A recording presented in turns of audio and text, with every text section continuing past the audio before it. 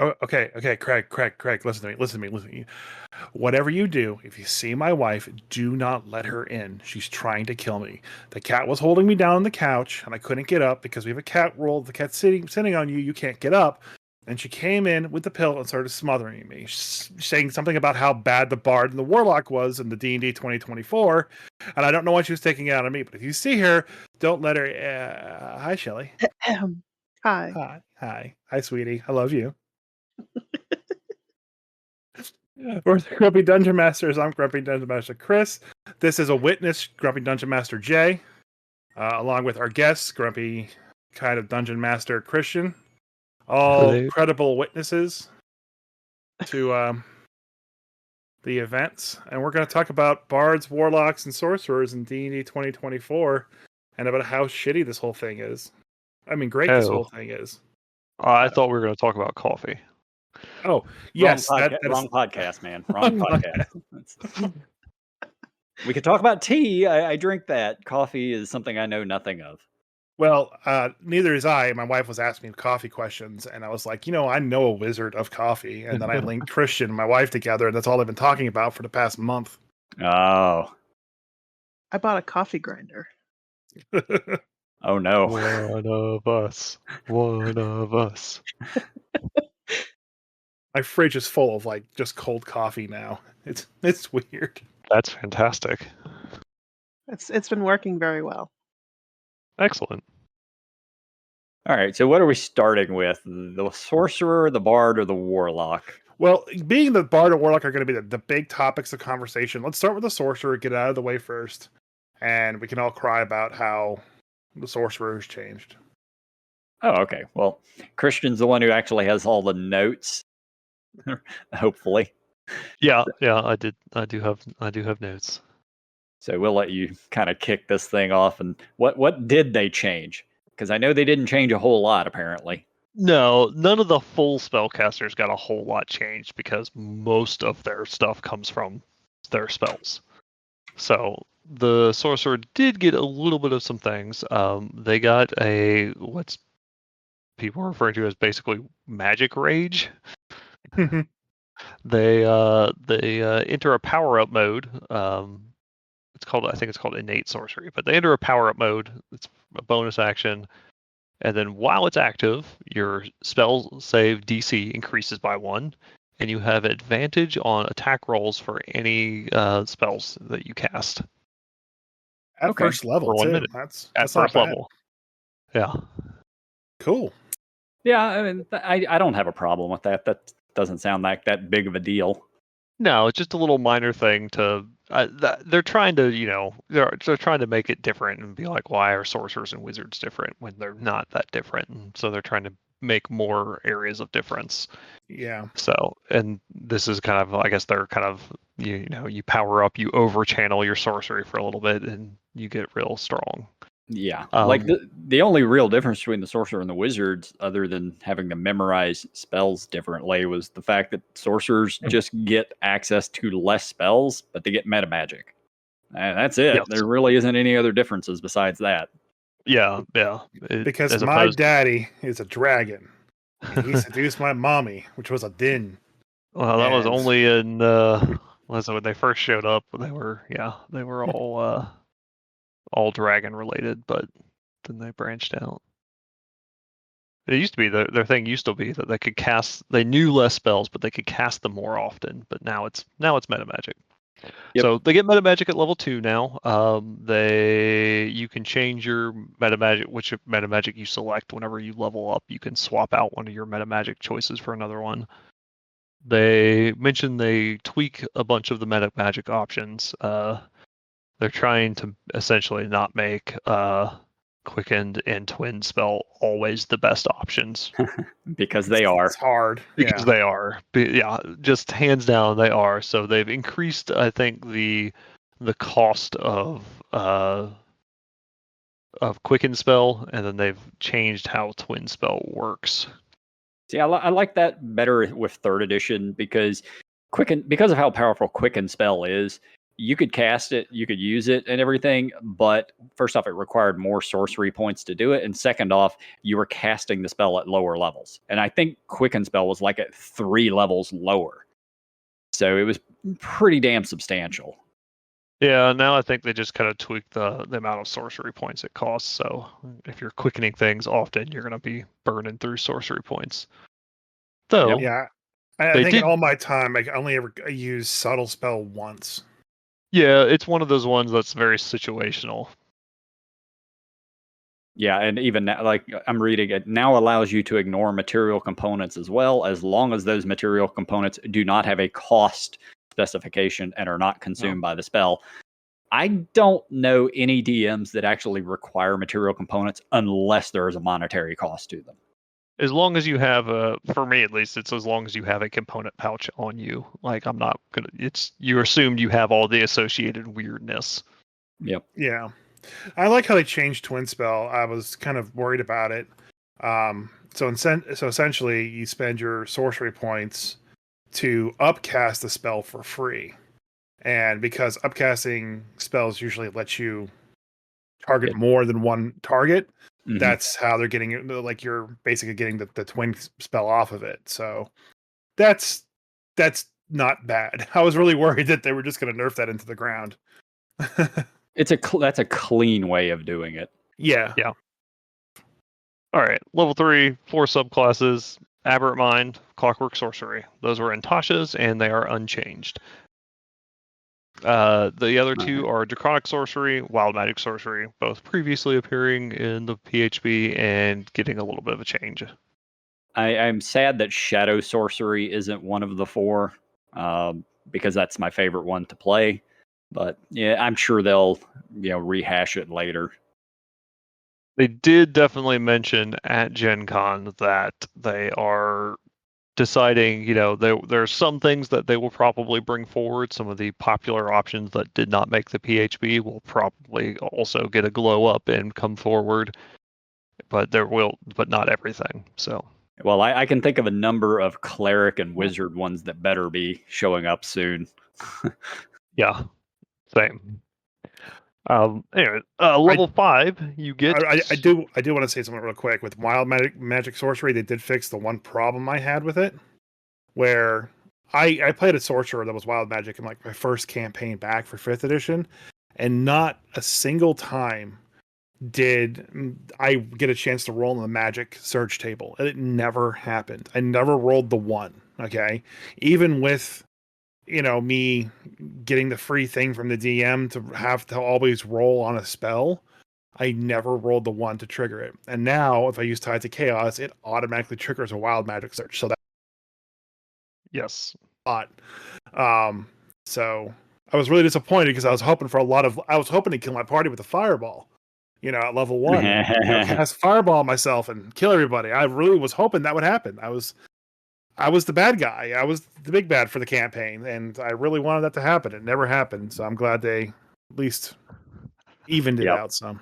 Yeah, I've always had 2 major issues with the Wild Magic Sorcery, and that's one of them, is how hard it is to actually trigger it. The other issue I have is, why are there only like 20 choices? Give me a list of 100 at least. Well, it was 100. It's now 20. Yeah, well, it wasn't. It was not 100. It was not even close.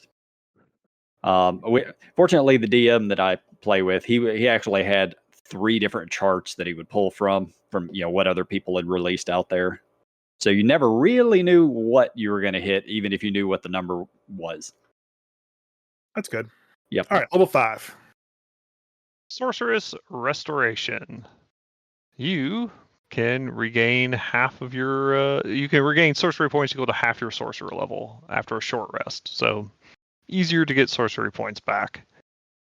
Oh, easier to do all the things you want to do. Yeah. At level 7, you get Sorcery Incarnate. You can regain your use of innate sorcery by spending 2 sorcery points. And while it's active, innate sorcery allows you to use 2 magic options on every spell. So that's innate sorcery is your rage thing. Yeah, that's your sorcerer rage. Okay. So while it's active, you can at level 7 you can use 2 meta magic options per spell. That's right. Just like a true barbarian, get more rages per day, or sorcerer. Yeah. Yes, yeah. And the 19, everyone gets their weird epic feat thing. And then at level 20, you get Arcane Apotheosis. While active, innate sorcery allows you to use 1 meta magic option each turn for free. Oh, cool. I wish that was at level 11 or so. No, That it's actually at be the used. level where no one will see it. So Yep. It's a shame too, because all these level 20 abilities we've talked about on the podcast in the past have been really good, but they need to come 5 levels, 10 levels earlier. Yeah. Especially the ranger one. Oh my god. You get an extra D6. Congrats. Yeah. Yeah, I've played in a single 5e campaign that reached level 20, and I've run a single one that reached level 20. Out of, I don't know, how long has it been out? 10 years? Something like that? Yeah. Like level 20 stuff is pointless. All right. Yeah. Well, like I said, not much has changed with the sorcerer. Just a couple bonuses. Nothing really to talk about. I mean, we talked about spells already and stuff. So really, we're moving on to the bard and the warlock. Shelley, what do you want to cover first? Let's do Bard first. All right, Bard it is. How did they screw up the Bard? Let's begin. Oh god, screw up the bard. They didn't. Or rather, they didn't in here because they screwed up the bard when they brought it to 5th edition in the first place. Ooh. Honestly, I don't know. I'm pretty grumpy about this too, so I guess this fits.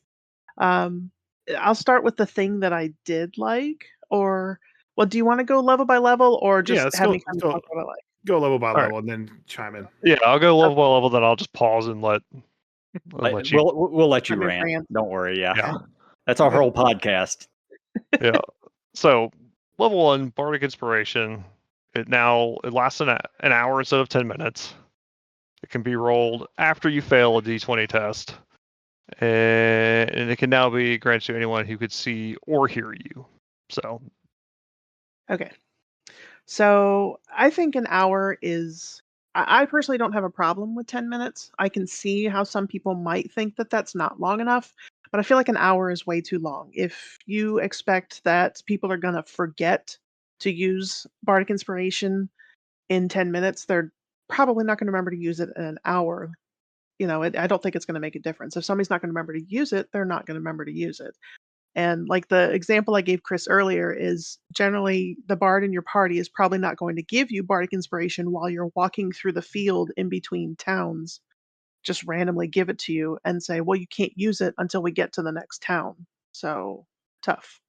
I mean, that's just not feasible, I think. And one of the things that they said in the video when I watched it was you shouldn't have to remind people.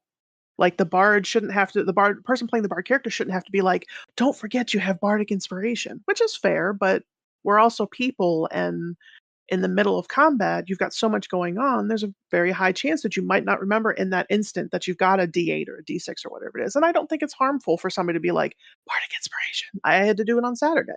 It just is what it is. But I think an hour is just too much. There's no reason to change it that much. Can be rolled after failing the D20 test is dumb. I mean, it just is. There's no reason for you to need to know and then decide if you get the bonus effect, basically, of getting another roll.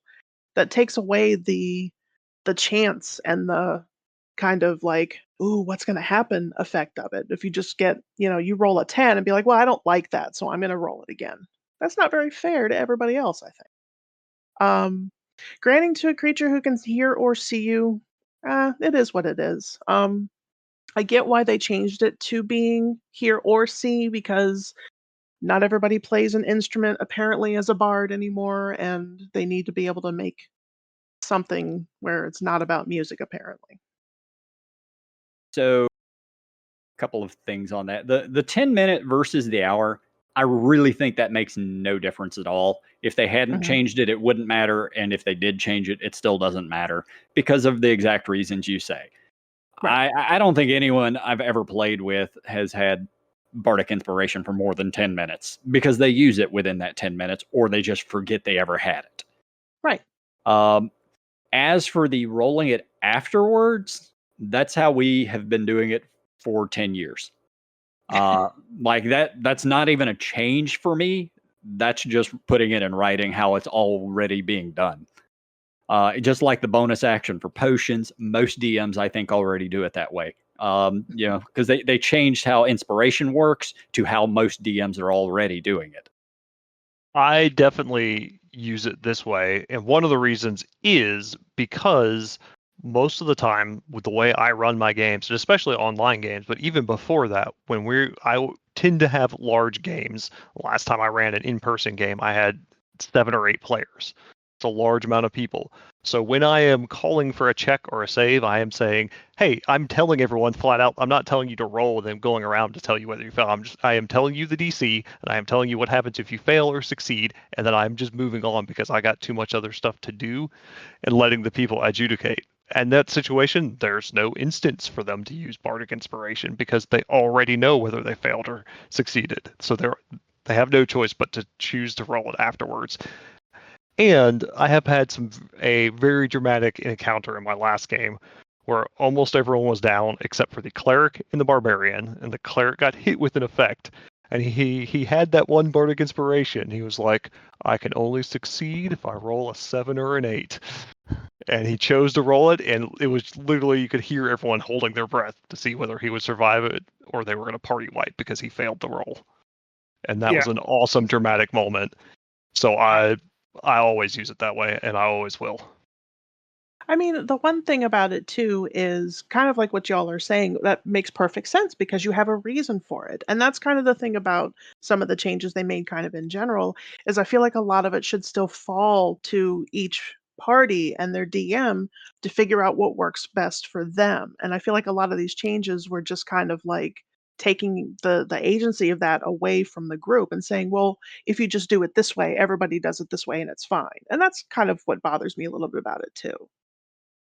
Well, I mean, that's kind of what it was before, is it was, you're supposed to do it this way, and people were just saying, nah, I'm going to do it another way. Now you can still make that roll, it's just you're making the decision the other way. Yeah. Right. Yeah, All right. I really don't think it's that big of a change. But, like I said, we've been doing it that way a long, long time anyway. Yeah, me too. All right. Any other stuff? Let's see. I know there's a lot more because that was literally first level. You get expertise now at level 2 instead of level 3. Seems fine. Yeah. They removed Song of Rest, which No. also fine because it just didn't do that much. I think it's a personal thing why I'm offended that Song of Rest got used. And that's only because I feel like that's like the one bard thing that Kylin has consistently done through the game is I have used multiple times Song of Rest and actually felt like I helped with something. And then I saw they were taking it away and I was like, man, that was my thing. I do have more on that, but I'll do it towards the end because I have a whole thing on why bards are wrong. I kind of feel like this is in the same manner of them taking away certain things from the ranger that didn't really affect a whole lot. And I felt that changed the ranger from being ranger-like. Taking Song of Rest from the bard is taking away from the bard. It's Yeah. not a powerful ability in the first place. So why not just leave it? Exactly. Yeah, let the people role play with the role play abilities and have some cool benefits from it, like playing around a Yeah. campfire. Yep. Yep. All right. All right. Subclasses. College of Dance, Glamour, Lore, and Yeah. Valor. Yeah. I am. Yeah. Glamour I liked, and I think this version of Glamour is just a better version of it. It's cool. Lore is lore. It's always been good. It's still good. Yeah. Do you like casting more spells? Cool. Yeah. Pick Lore. College of Valor is the more I wish they would have gone with College of Swords instead, because I think College of Valor is the more boring version of a swords bard. Hmm. It is just as vanilla and flavorless as you can be. But it's there. You can now do the Blade Singer kind of thing where you can sub out one of your attacks for casting a cantrip. But other than that, it's unchanged. I thought that was an interesting thing, being able to use the cantrip on your extra attack. That's a neat little thing that would Yes. make me consider it as a college, even though I agree with you, it's very boring. Like that would make me kind of consider using it simply for that. The way that they changed enthralling performance to beguiling magic, I did think was good. That was okay. Yep. Immunity against cutting words is not, that doesn't make a difference. I don't think it's not that big of a deal. No, The that was a College of Dance, it's so cringe. Like, I just I think the thing that annoys me is they're really trying to push this narrative that you don't have to use an instrument to be a bard, and I get that, there's ways around it, but a bard is a performer more than anything else. And yeah, dance is performance. I'm not saying it's not, but like I feel like you have to have kind of that musical aspect to actually be a performing bard. Like, why can't they dance and play an instrument? And have, combine that into something else instead of just saying, well, if you just want to dance, here's a subclass for you, but you don't have to worry about having an instrument because we took Song of Rest away, like stuff like that. Like we you had know nothing of Michael Flatley, Lord of the Dance. Yeah, but if you're dancing and there's no music going, I'm probably gonna look at you kind of weird. It's tap dancing. Exactly. They're tap dancing. Exactly. Yeah, okay. We had, Actually, what it is, it's break dancing. So they're not performing the Yeah. music. It's going on the background. This class is literally it's like the Olympics. Now it's break dancing. Yes. Because you have unarmed strikes, you are a break dancer bard. Oh man, That's honestly, yes, that's probably why it's the main cringiness So, of so it if to you're me. the Australian breakdancer, you get it. no. You do zero No. damage on all your attacks. Yeah, I don't even want to discuss this on the podcast. I am Yeah, going to no. rage about this later. So I don't know. I think dance is all right. It's fine. Dance makes sense as a performer to be there. It's an okay class. It's not particularly strong. So cool. Whatever. Some Yeah. people will like it. It will definitely not be up everyone's alley, but it seems fine. Right. They did completely nerf the level 14 ability from the playtest though, which is a shame because What was that was that? cool. In the playtest, your level 14 ability was that you always had Otto's Irresistible Dance prepared, and you could cast it once without using a spell slot by expending Bardic Inspiration. Oh, see, that's cool though. if you can do it once per long rest, that's fine. Once per long rest. Yeah. Yeah, it's cool. You got a free spell. Yeah. Yes. Good job. But it was thematic. It made sense. Like, this is the dance bard. They can make other people dance with them. But they replaced it with, at level 14, you get evasion. Oh, And if somebody it else won't matter. is right next to you, yeah, right next to you, within 5 feet of you, you can also give them evasion. Like, woo. So why aren't you getting evasion at level 3 as a College of Dance bard? Now, Why aren't you getting yeah, both of you those get at a the level- same time? yeah, so, like I said, it's not a very particularly powerful class, so it seems fine. I kind of, after I was talking with Shelley about this, off podcast, it does feel like they're taking away a lot of the instrument and performance of the bard and then throwing in dance. Like, no, it's still there. Look at the dancing bard. Yeah, ignore him. Yeah, ignore us. Yeah, all the dancing stuff is still there. All the instrument stuff is still there. When they didn't do anything cool with instruments, like they could have done, like, using your violin as a bow. I know it's stupid, Well, but like, that's no, straight that from is Robin Hood. There are actual Brazilian, what is it, barimbus that are bows Marimbas. that can fire arrows and make music and shit like that. So why aren't we going more into that than we can't think since of we've anything touched on this a couple fun? of times, then this was my whole thing I was going to rant about the bards. Rant now. It started off in 5th edition when 2014 when they came out, and it's gotten worse in this edition. is that bards don't feel like musicians or performers other than their flavor text description for the class. Their abilities don't feel like that. They are just kind of different spellcasters. Yeah. And I have hated that. That's why I do agree. Like Song of Rest it doesn't matter as an ability, but it was part of the character of the bard. It was one of the few song things they had left, and now it's gone. Most of their other stuff, like sure you flavor a bardic inspiration as saying a little bit of inspiring speech or a bit of poetry or playing a nice little tune, but the whole aspect where they used to have in like 3.5 and stuff, their whole kit featured around them doing different performances, and each performances could give you different kinds of buffs for your party or debuffs for your enemy potentially, and that felt like a performer, a musician, something that revolved around your performance affecting your allies or your enemies. And this is just a smiling spellcaster. That is a very accurate statement on all of that. 3rd edition, bards were absolutely shit. They were terrible, but the idea behind them was really, really solid. The idea of you perform, whether it be singing, whether it be music, whether it be dancing, whatever your performance was, and you're buffing your whole team or debuffing the enemies, and that was a cool thing. They didn't implement it well, so the class was not good at all.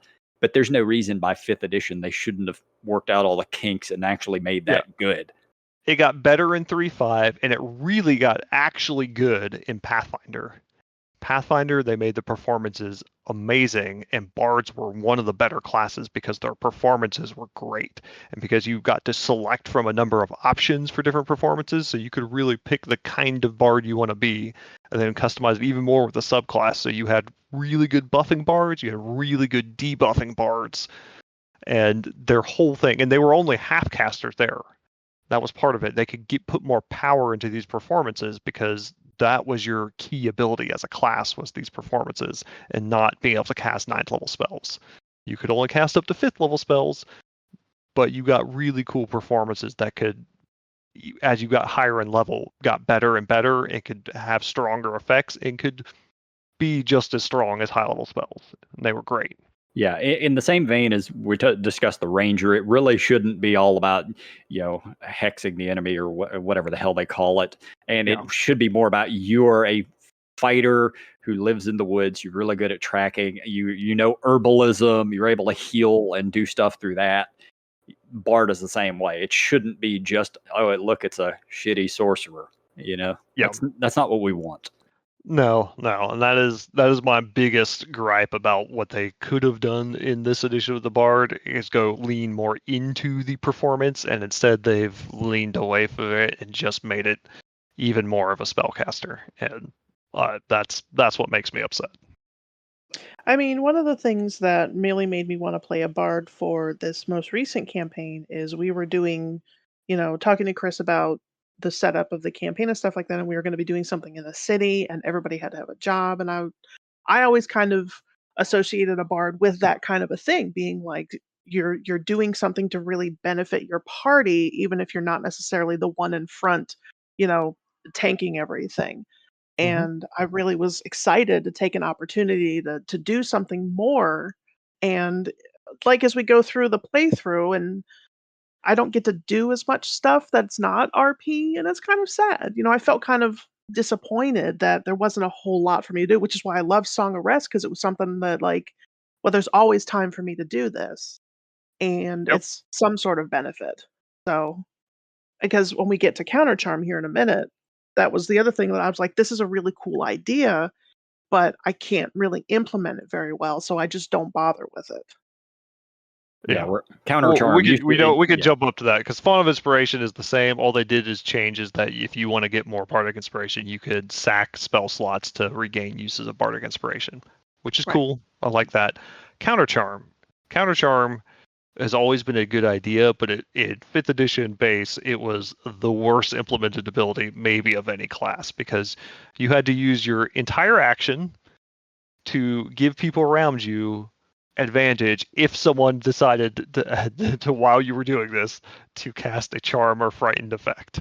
It was hot trash. I played a bard for 4 years over the case of 2 or more than that, maybe over the course of 2 campaigns. The same character where we played a multi-part campaign, and I didn't use that ability once.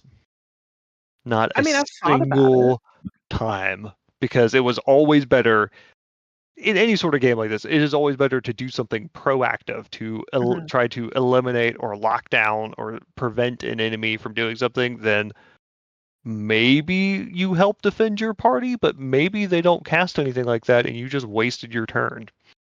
Like, the only time I could see that actually working is if you engage with a fight with a dragon or a creature that has frightful presence, and you know it has frightful presence, so you're metagaming, and you're going before the dragon, which most likely would happen, and then you could use counter charm to counteract the frightful presence. Like, that is the only time I could ever see that, as it is currently written. Even working. then, as a bard, you're better used to upcast. What's that hero something spell that makes you?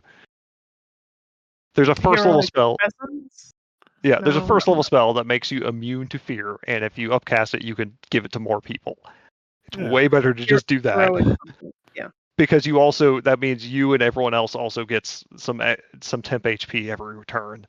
Way better use of an action than doing this. Like, I like the concept of it, but it's just no point in trying to use it. It's just going to be a waste. Now, some third-party creators have actually made good use of that. There were some third-party subclasses that did cool stuff with that for their content, where they would take counter charm and say, when you counter charm, you also do this other effect, and they made it actual. They were basically bringing back in the kind of Pathfinder 3.5 as bardic performances. So they made it when you do this, you do this kind of like someone made like a shanty bard. So you're singing a she shanty, and you can give everyone bonus movement or resistance to poison. So they amped up the effects to make it worthwhile and bring in some of that performance, but none of that was part of base WotC content. So. Well, now with the new counter charm, apparently it's a reaction, so it seems to be much better. It is better. Yeah. It's you have the elven racial. It's more useful as something you can actually like. Okay, I don't have a reaction I'm going to do. Somebody failed one of these. Sure, I can do that. It's in the same vein as the Song of Rest. Are you going to use it often? No, but it's there. Yeah, they should probably have something better at level 7, but that's what you got. It's not the worst thing now. No, so I'm saving a reaction for silvery barbs anyway. Yeah, that's a fair point. Well, it doesn't exist in 2024, so yeah. Good riddance. Level 9, you get expertise again, which is good. Skill monkey bard. Level 10, magical secrets. They have changed the way that magical secrets works. I actually like this version better. You can only select from the cleric, druid, or wizard list. So they're preventing that problem where at level 10 or level 6, if you're a lower bard, you are suddenly a better paladin or ranger than a paladin or ranger, because you could get their highest level spells right here at either 6th or 10th level when they had to wait till 17th level to get them. So your spell list is limited, but the way it works is now it's just whenever you get new spells, you can choose from those spell lists. It's not you only get 2, and if you ever change them out, you have to go back to choosing a bard spell. This just says from 10 on, whenever you get a new spell, you can choose from bard, cleric, druid, or wizard spell list. Why did you say when you get to 10th level, you get fireball prepared and one other spell of your choice? And you mean in healing word? You could always get healing word. I know. Yeah, which is good. I have the game I played my bard in. We did not have a wizard for part of that campaign, and I was the wizard as the lore bard. So that was fireball was on the menu. But I think that's good because it means when you swap out that spell, you can swap out for one of those off list spells, and then anything you get past level 10, you got free reign to choose all kinds of cool spells. I think that makes more sense for higher levels too, just kind of in general. That once you get high enough, you can have a wider range. That just thematically, I guess, makes more sense Mhm. that you would know more stuff the higher level you got.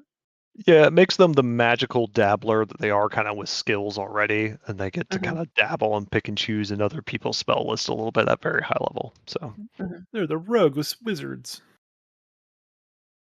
the level 18, you get superior inspiration, which wasn't good when it was the level 20 capstone in 2014, and it's still not good here.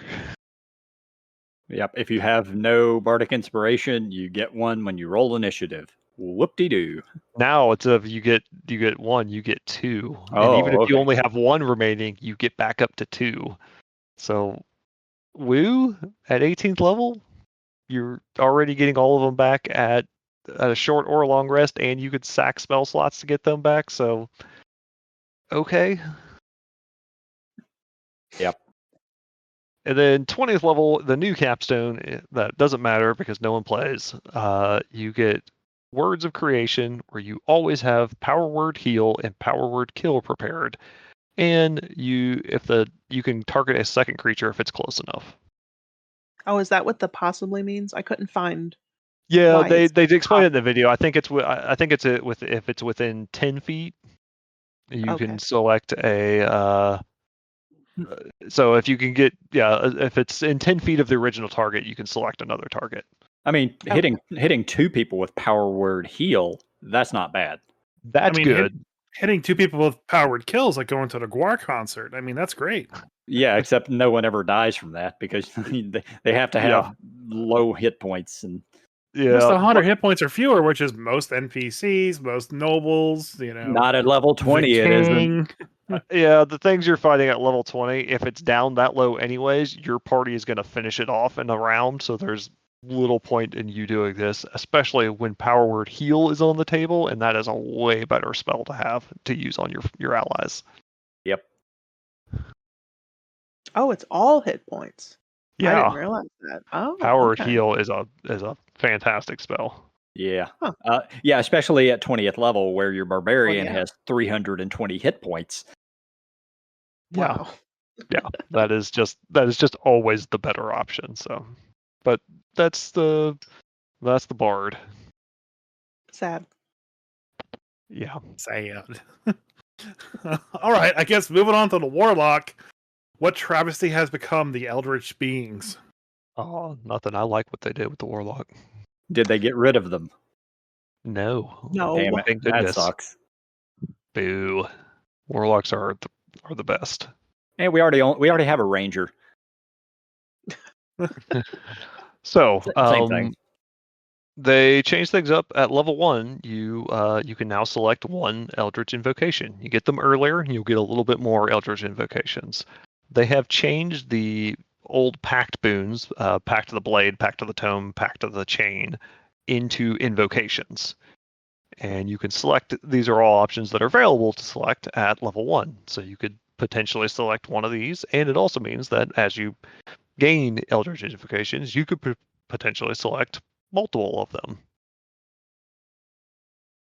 I don't know how I feel about that because, on one hand, I was talking to Shelley after our game on Saturday, and she was leveling up to three in Warlock and trying to choose a pact, and I'm like, none of these packs are useful. Like, really, at the end of the day, they're kind of meh. They don't really do anything for you, in this instance. Well, they have changed them. Yeah. Pact of the Blade now allows you to use your charisma modifier for the attack and damage with your pact weapon, like Baldur's Gate. It makes it a Oh, useful thing. Yeah. That's a big difference. It makes blade locks suddenly viable, where before it was by far the worst option for anyone. interesting. So that actually could make blade lock good. The familiar one they also changed to where it, I think it gets a little bit more hit points, and you can direct it to attack. that doesn't have to use your attack. I think you can use your bonus action to direct it to attack. And they give you some more options, like a slad tadpole and a skeleton. Aw, I want a slad tadpole as a warlock pet. Yeah, now you I can try to mean- turn somebody into a chaos frog. Can't I kind of feel like most DMs would be a little bit lenient on that. Like, I want to have, this random animal as a familiar, but it's not on the familiar table. How many DMs are really going to be like, no, because that's not in the book? Like, They I mean, actually give you guidance in that for that. They talk about where you can select from these options any of the normal familiar options, or you can choose another being of a I think they give a challenge rating or below of a certain okay, I type. see what you're saying. So they give you some Okay, that's guidance better. for you have options. It also gives them the ability of when they create creatures going forward to know that that will expand the options for people with Pact of the Chain, that they could choose some of these new low CR creatures that are good familiar candidates going forward. That's not bad then. One of the things they did mention is an attempt, not an actual solution, but an attempt to solve the Eldritch Blast thing, that all the cantrips that normally buff Eldritch Blast can now apply to things other than Eldritch Blast. I don't see how that's a problem. It's not a Okay. problem. So It you was mean the problem was that the only warlocks would only ever use Eldritch Blast because all the cantrips applied only to Eldritch Blast previously, and so there was no sense in using any other cantrip. people This allows you, are still only going to use Eldritch Blast because it's force Right. damage.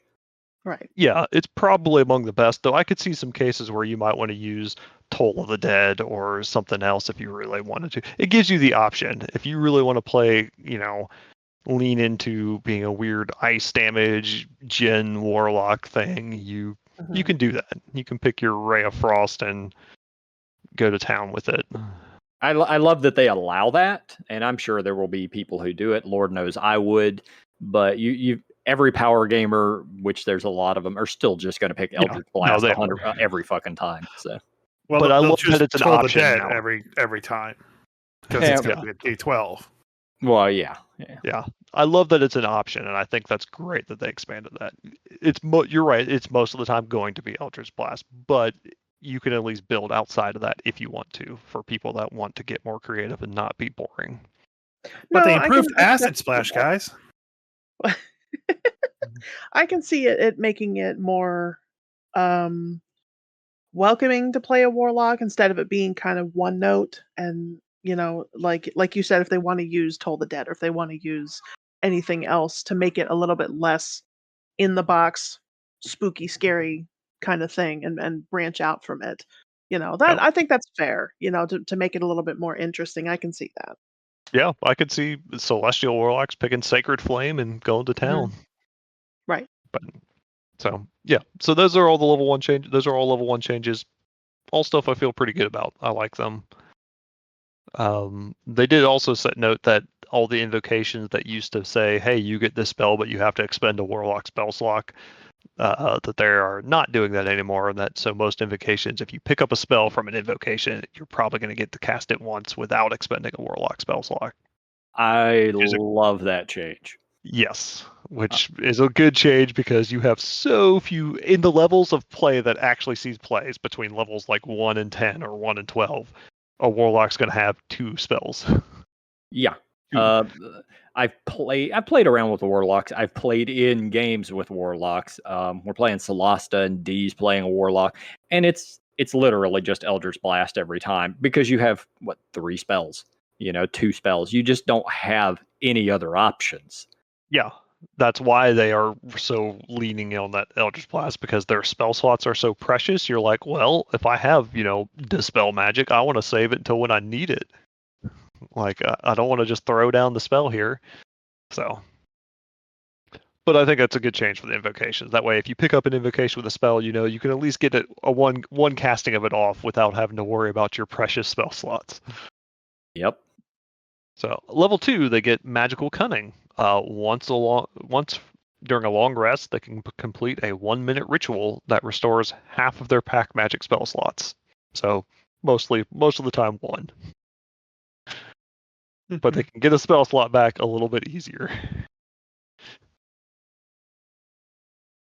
Level 3 is where they get their subclasses now, like every other class. They did mention that the spell list for these spell subclasses now warlocks automatically get those added to their list. They automatically know them. That's good. Yes. The subclasses they went with, the Archfey, who got changed massively. The Celestial from Xanathars, who got tweaked. The Fiend Patron, who got a little bit of quality of life, but that was pretty much it, and a little bit of nerf on their top tier ability. And then the Great Old One, which got completely redesigned. Thank goodness, because it was hot trash. We can come back and we can come back. Christopher, which one does mine count as? I don't think we've actually ever discussed that. I don't know. Okay. You're not allowed. He's not going to tell you that yet. Well, they don't have a dragon patron. They do not. Yeah. No. Right. One of the glaringly obvious ones that seems, I think so many people have said it, even over the course of this, that maybe they'll get one finally going forward. But yeah, that seems one of the glaringly obvious things that in Dungeons and Dragons for all. Come on, man. I want a dungeon patron. Yeah. I think what a lot of people do is they just have them choose the Fiend patron and then just flavor the spell damage that gets added to it to whatever it is. So like, and in Shelley's case, she's her patron is a shadow dragon, so all her stuff is going to be necrotic. So right. Yeah, we do have it. Like my character sheet does say the Fiend as my patron. I knew that was not accurate. I just didn't know what we would classify it as. But yeah, we'll come back and talk about the subclasses that changed. Level 9, you get Contact Patron. Allows you to cast once per long rest. You can cast Contact Other Plane without expending a slot, and you automatically succeed on the saving throw for the spell, as long as you're using it to contact your patron. That needs to be level 3. Yeah, I agree. Yeah. I agree, except it's a 5th level spell, but I don't care. You still can only use it to contact your patron. Yeah, so. I agree. I think it would be easier to just put that at a much lower level and say, yeah, we know it doesn't make sense, but yeah, you get a pipeline to your sugar daddy where you can go, hey man. Yeah, I mean, I have my wife talking into a magic crossbow because there's no other way to doing it. Yeah. Right. Yeah. But it's nice to see that they thought about that and put something in there to give you that direct line. Yeah, the last campaign I actually ran, our warlock, he just talked to him at any point. You know, maybe I responded, maybe I didn't, but he always had the option to just do it. Yeah, I like that. I just did it on Saturday. I just was like, "Hey," and she showed up. So, I mean. Well, you did teleport to like the location she was at when you last talked to her, so. Right. So level, they get Mystic Arcanum. They just mentioned that they imported the rule from Tasha's that whenever you gain a Warlock level, you can change out one of your Mystic Arcanum spells for another one. Yeah, those are fine. I love the functionality of being able to change when you level up. Yeah, I think that's good. So that's the Warlock. Level 19, you get an Epic Boon. Level 20, it means your Magical Cunning thing restores all of your Pact Magic slots. Do they not get a level 20 thing? No. Their level 20 is an increase to their level 2 ability. Wow. It's pretty much garbage. Wow. But it's garbage that doesn't matter because no one plays at level 20. Yep. They're all like, "Oh, look, level 20. I don't know. I don't know, man. Just write something on the sheet." Yeah. We give up. It's been a long year. All my friends got fired.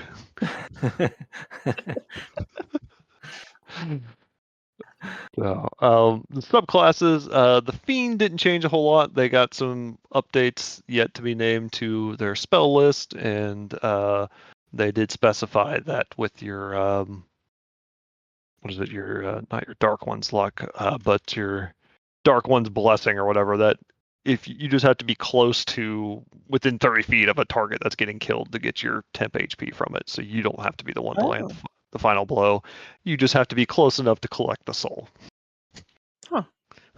I don't know how I feel about that. Like, I mean, that's a cool thing. Like you said, just be close enough to collect the soul. But I kind of like thematically better being the one to finish something off and then draw the essence from it.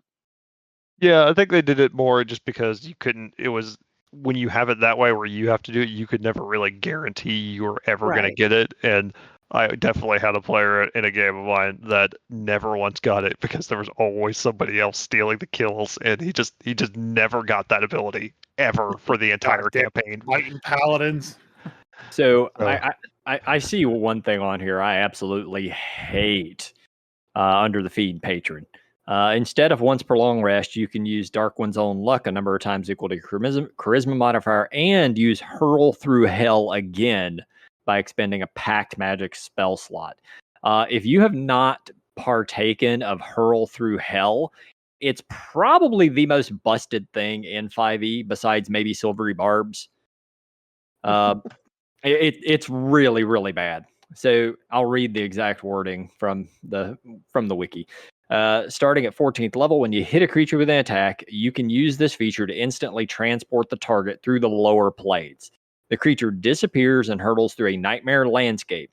At the end of your next turn, the target returns to the space it previously occupied or the nearest unoccupied space. If the target is not a fiend, it takes 10d10 psychic as it reels from its horrific experience. Once you use it, you can't use it again until you finish a long rest.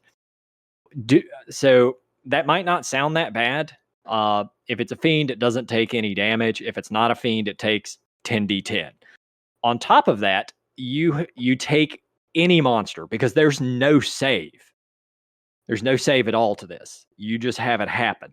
You remove them from combat for a turn, which allows the entire party to position themselves around where they are returning at, hold action, or cast location-based damage spells.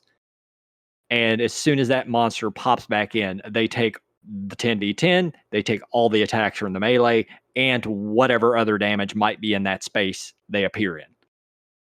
Yeah, but That's fair.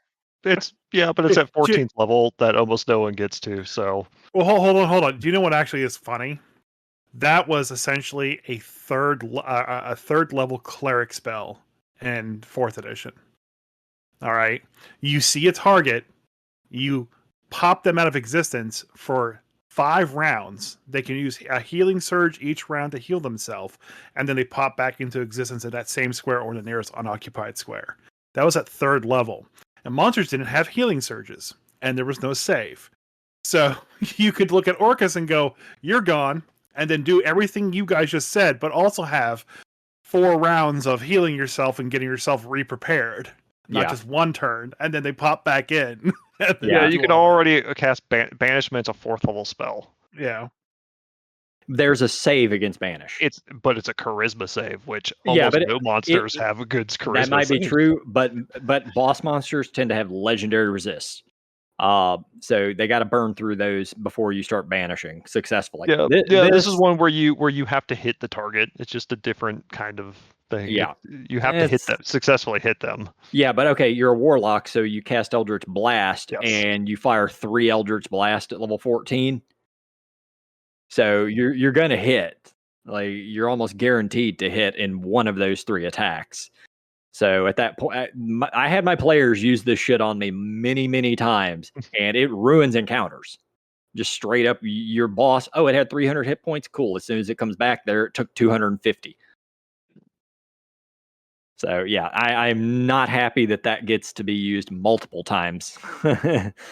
Yeah, like I said, it's 14th level. No one's playing at 14th level. Yeah, well, some of us do. Very rarely. You Very allow rarely, though. silvery barbs at your table first, sir, and then come back to me and talk about how Yeah. bullshit spells are bullshit. But I allow it and I hate it. They did nerf the damage on it though. I don't remember what they set it to, but they reduced the damage it does. Did they add a save? Because that's all I care about. I don't know. In the playtest they did. So Yeah. I don't know if that made it through live. In playtest, you had to hit them and they got to make a save. Yeah, if there's a save, I won't complain because then there's chance, Which was kind of crappy because you have to both hit them and then they get to make a save. But the problem is the save or suck stuff. This is your big capstone ability, and since your Warlock capstone sucks, like this is your big cool ability, and the save or do nothing is that sucks. Yeah. That's a crappy thing. I have to hit you, and then you get a save, and then if you make the save, it does nothing, and then I've expended my coolest thing. I don't know. Maybe get rid of it and give them something else. Yeah, like that would have been preferable. I mean, I would be okay with the save if it didn't expend it if they succeed. Sure. Okay. Yeah, I'm fine with that. Because that way you can try to do your cool thing, but if you use it on somebody that they make the save and so nothing happens, instead of like you don't even take half damage, you just take nothing. So, but you can still try to use it again and try to be cool again instead of having your only good cool thing be gone. Yeah. No, that's garbage. Especially I don't like legendary that resistance. Yeah. That's the worst. Is I wind up and use my coolest ability and it just says no. Yeah. Well, that sucks too. All right. What other patrons? There was a fiend. So, the fiend they didn't change a lot except for that. Archfey. Archfey is redesigned. It is now designed around the Misty Step spell, gives you the spell automatically, and you get a number of uses of it equal to your charisma modifier, I think, or that you can use without expending a spell slot per long rest. And then as you level up, you get the ability to add effects to Misty Step. Like when you Misty Step, you can either charm or frighten or do some damage to creatures either in this near where you leave or near where you appear. And then so that's they changed it all to be around Misty Step because it was all around being charming or frightening things, which drastically decreases in value as soon as you hit 5th level. So normally I hear the Misty Step thing, and I would say, whoop-de-doo, you can cast Misty Step a whole bunch. That means you Misty Step and you just cast a cantrip. But since it's a Warlock, you can Misty Step and then you can actually cast a cantrip. So yes, I'm actually okay with it with the Warlock. It makes sense. Yeah, you're a tricksy thing. You get a defensive thing where you Misty Step away, reduce the damage, and you become invisible for a short time. So it's all about you're teleporting around like a fae, like a maniac fae, and littering effects around the battlefield as you do it. Like that actually sounds. I don't want to play Warlocks, but that actually sounds like an almost fun Warlock to play. Yeah, I agree. I think this one sounds a lot of fun. I would play an Archfey Warlock now. Yeah, I didn't really it didn't appeal to me before, but I'm reading something on Reddit about it while you're talking about it, and it actually does sound like a lot of fun. Yeah. This might be the new one I would want to play. Bouncing around is always fun. I like mobile characters in general in almost any kind of game. Any character that can move around a lot. So this is right up my alley. Yeah, one of the things that really got me into playing sorcerers was that ability because in 3rd edition, you can quick cast spells, so I could dimension door and then I could dimension door again in the same turn if I wanted to. Yeah. So being able to do that was a hell of a lot of fun back then. Yeah. So the Archfey capstone is cool. Is whenever you cast an enchantment or an illusion spell, which you get a bunch of those in your spell list for the Archfey, you can Misty Step for free. Oh, hell yeah. That's just part of it. So you cast those out, then you just Misty Step again for free. I might have found my new class. Yeah, it's pretty good. And then lastly, we have the Great Old One, which they changed a lot, pretty much every feature, because the old one was not good. It was not good. It was all bad, and no one played them. Yeah, I don't know anybody who ever played that patron. because it was terrible. So what are the new ones? So the new one, some of it is still sort of the same as you get your psychic telepathy thing that you can use. They revamped the spell list with some of the new stuff, like the new summon aberration, which makes sense for this warlock. If anybody should be summoning aberrations around, it's definitely this guy. Yeah. So they did that. They give you a neat thing of where your telepathy you can use on anyone, and once you get to higher level, you can use it on enemies. And when they get a save, but when you try to contact them with their mind, you basically open up their mind to like your patron's thoughts, and it gives them disadvantage on anything to attack you, and you get advantage against them. Oh, that's cool. As you just unasked for, open your mind to somebody else and be like, "Hey, man, listen to Cthulhu for a minute." That is cool. And then their create thrall, instead of being a weird dominate thing, is now a free summoning of an aberration that they don't have to concentrate on. Okay. So it definitely sounds better than it used to be. Yeah. Definitely some cool flavor there with this one, much more so than it previously had.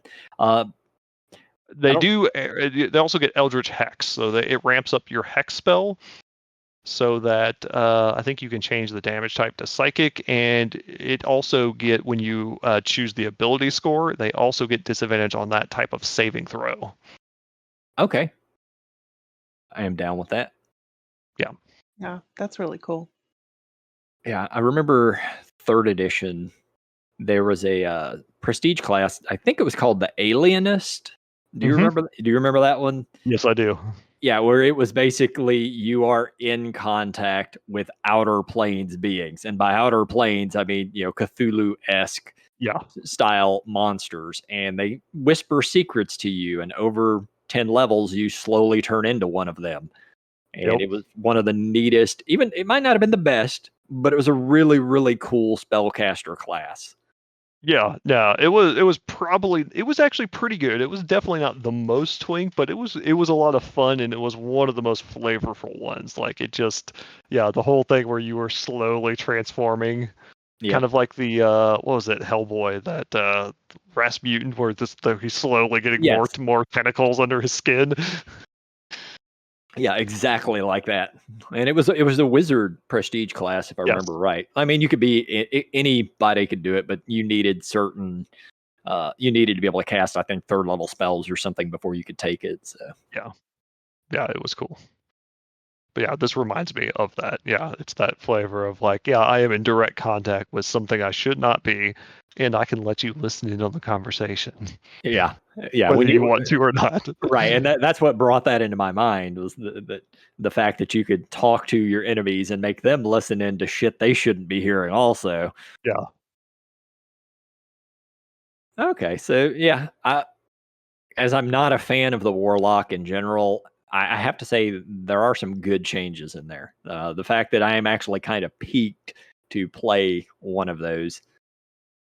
Wow, they got one class out of the 10 right. Cool. Oh, they got several of them that are better. Mm-hmm. Yeah. Yeah, overall, I'm happy with the Warlock.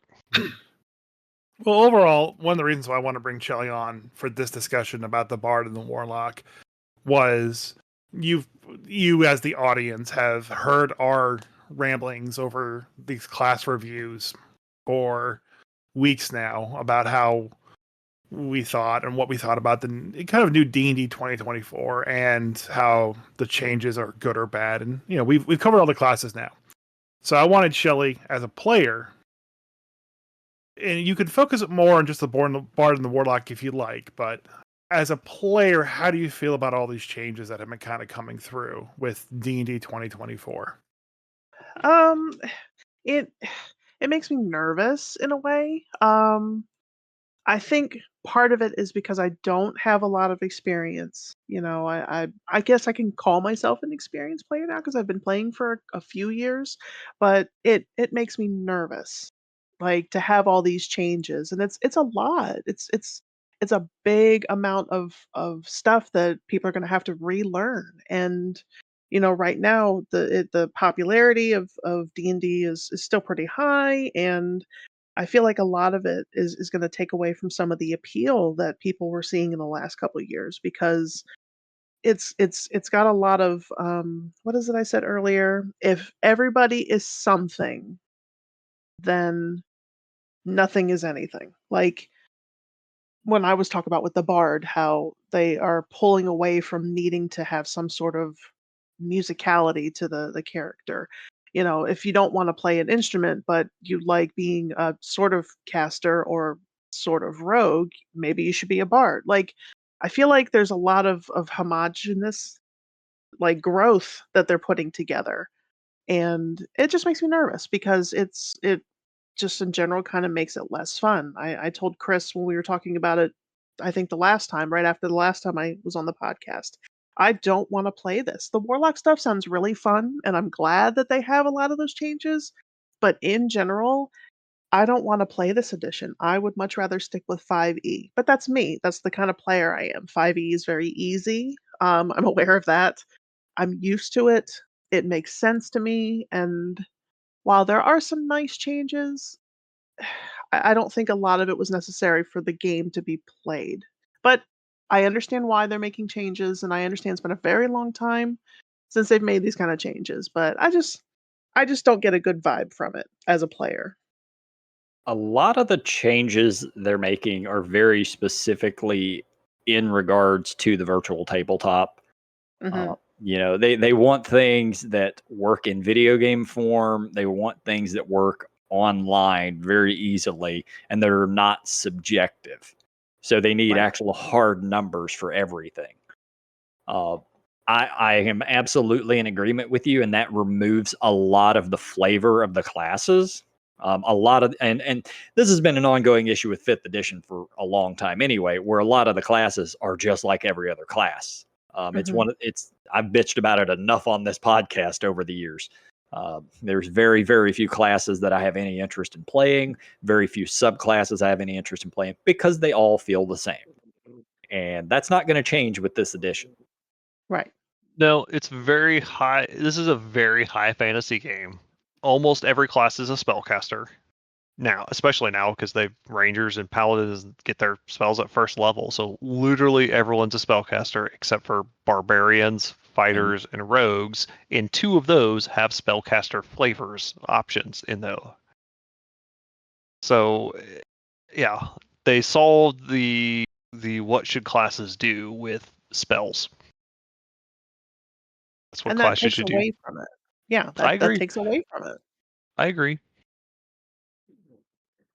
Though I will note, this is the history man in me coming out to say that bards were not originally musicians. They were storytellers, Storytellers, yep. oral historians, and law keepers, people that would keep the traditions. They weren't originally musicians. It was loosened after that kind of tradition and that sort of job started to fall out, where they weren't needed as much. Then they kind of loosened it to include musicians. But originally they were like keepers of laws and tradition and the stories of your people. Are you talking about like IRL history or Yes. like in the game? Yes. Okay. No, I knew Both, that. I was like, actually. that's But yeah. literally the definition of the word bard. Yeah. But Yeah. yes. Bard, I know that. Bard just sounds better than busker. In older editions, even Bard was originally one of the titles that druids got as they advanced. They were not musicians; they were part of the druid path. And then older parts where they had their own class, they originally weren't actually spellcasters at all, and weren't necessarily musicians. They were kind of just like this. They were storytellers, and they could read almost any language, and they could use scrolls from anyone, but they weren't especially musicians. They were just knowledgeable people. And they were almost impossible to actually become one. Yeah. Yeah. As you had to have levels in like every other class. Yeah. But well, I need to get the game. I need to play it. I don't know when I'll get a chance to, because I think this is kind of the other problem. I don't know how many people are going to immediately jump to playing 2024 over 5e. It just feels like I can just keep going with what I have, and I'm not going to have to skip a beat or change anything. And I'm not going to have frustrating player encounters as they've so blatantly said in their own descriptions of changes that they made, like the being knocked prone 4 times in a turn. Like, they didn't sell it to me. I haven't been sold on this new edition. I'm sold on the VTT. I'm interested in that. I want to check that out. But I'm not sold on 2024. If the VTT requires 2024, which it most likely will, and it won't use 2014, I may not be interested in the VTT at all. But honestly, it depends on how easy I can manipulate the VTT. Yeah. But So I am going to run very shortly a game of 2024 because I want to put it through its paces and try it out, like in real, in a real world scenario. I want to see how it runs. So I'm going to put it through its paces with a veteran group of players that I've played with for a long time. Most of you guys know them, but I'm going to have to preface that with saying, "Hey, we're all trying this out for the first time together. If I find things to be obnoxious for me, or you guys find things to be obnoxious, we may tinker with the rules and change things, either revert back or just take out stuff or add in new stuff.